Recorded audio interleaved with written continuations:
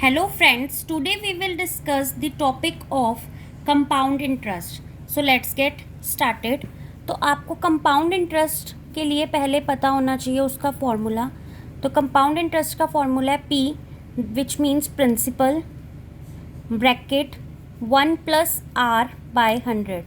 R जो है वो रेट ऑफ इंटरेस्ट है, पावर में n मीन्स जो टाइम पीरियड होगा माइनस प्रिंसिपल.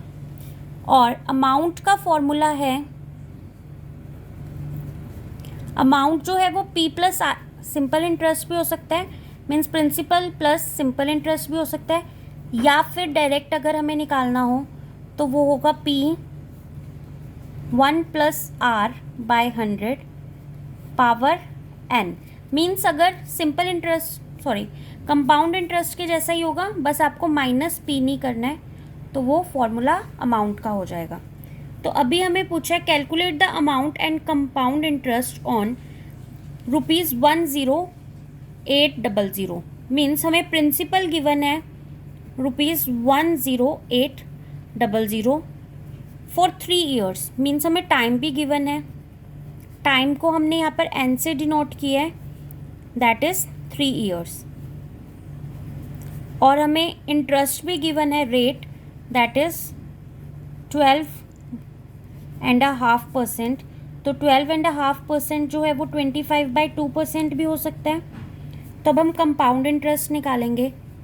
कंपाउंड इंटरेस्ट का फॉर्मूला है P 1 plus R by 100 raise to power n minus P.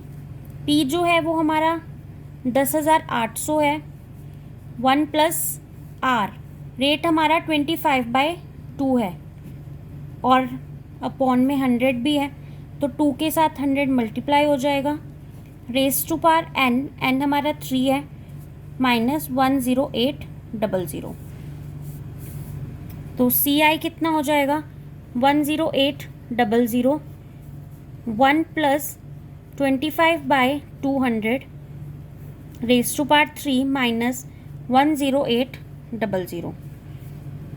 तो 10800 यहाँ पर हम एलसीएम लेंगे. एलसीएम लेने पे 200 आ जाएगा. 200 divide by 1 200, 200 into 1 200 plus 200 divide by 200 1 1 into 25 25.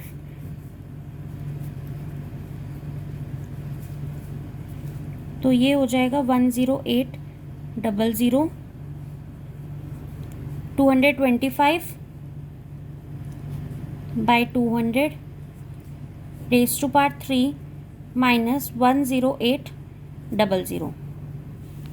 तो 10800 ही रहेगा. 225 और 200 दोनों 25 के फैक्टर्स हैं, तो ये 9 पर और ये 8 पर.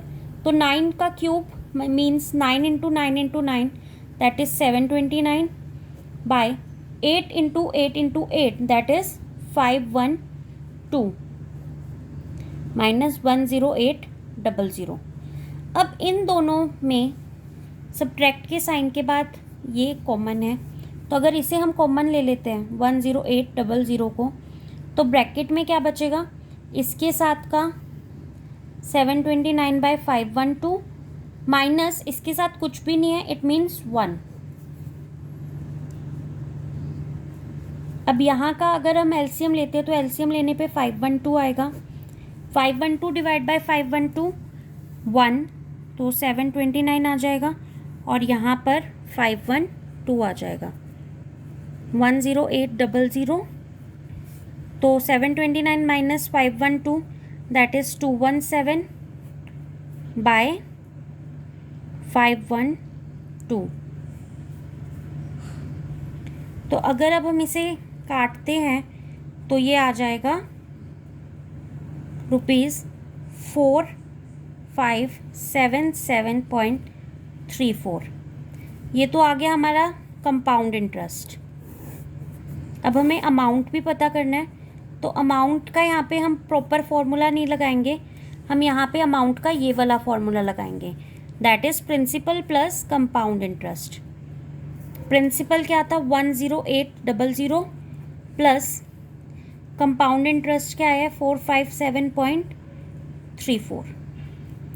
तो जब हम इसे प्लस करेंगे तो ये आ जाएगा 15377.34। तो ये जो है वो हमारा अमाउंट आ गया। ₹8,000 for 1 year eight 9% per annum compounded half yearly. तो यहाँ पर हमें हाफ ईयरली का है, तो ये पहले वाले क्वेश्चन से डिफरेंट है। जैसे कि प्रिंसिपल जो है वो हमारा ₹8,000 हो गया, टाइम जो है वो 1 ईयर है, and 1 year means 2 half years, क्योंकि हमें हाफ ईयरली करना है। तो यहाँ पे टी जो है वो हमारा 2 हाफ ईयर्स हो जाएगा। और रेट ऑफ इंटरेस्ट जो है वो हो जाएगा 9/2%, क्योंकि पर एनम जो है वो 9% लग रहा है, तो हमें हाफ ईयरली चाहिए, तो वो 9/2% हो जाए। तो अब हम कंपाउंड इंटरेस्ट निकालेंगे। कंपाउंड इंटरेस्ट का फॉर्मूला था P ब्रैकेट में 1 + R/100 ब्रैकेट क्लोज पावर में n, that means time, minus P। तो P जो है वो हमारा 8,000 है, 1 + R, R जो है वो 9/2 है, और मल्टीप्लाई बाय 100, दैट मीन्स 2 × 100 200, और n जो है वो 2 हाफ ईयर्स है, मीन्स 2 माइनस 8,000। यहाँ पर अब हम एलसीएम लेंगे, क्योंकि ब्रैकेट हमें सॉल्व करना है, तो एलसीएम 200 आ जाएगा। 200 डिवाइड बाय 1 200, और फिर 200 × 1 200, 200 डिवाइड बाय 200 1, 1 × 9 9।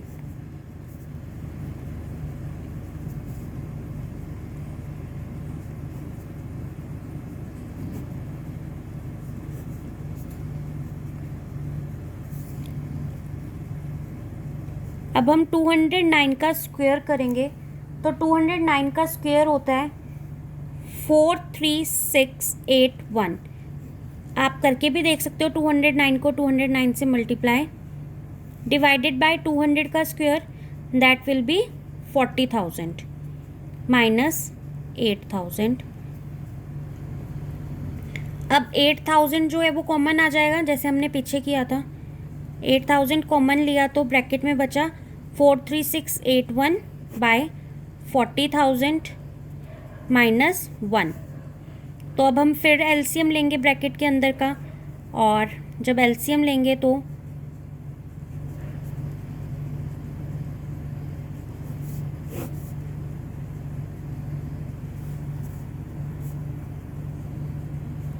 अब हम 43681 में से 40,000 को माइनस कर देंगे, तो 3681 बचेगा और 40,000। अब 0 से 0 कैंसिल हो गया। 8 and 40 both are factors of 8, तो ये 5 पे कट होगा और ये 1 पे कट होगा।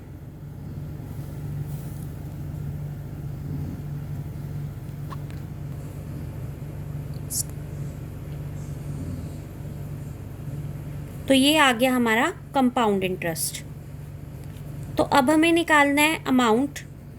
तो अमाउंट का हम फॉर्मूला जो है वो सिंपल वाला ही यूज़ करेंगे, प्रिंसिपल प्लस कंपाउंड इंटरेस्ट का। प्रिंसिपल जो है वो 8,000 है, प्लस कंपाउंड इंटरेस्ट जो है वो 736.2 है। तो दोनों को जब ऐड करेंगे तो आ जाएगा ₹8,736.2। तो ये आ गया हमारा अमाउंट। आई होप आपको ये टॉपिक क्लियर हो गया होगा। Thank you for watching.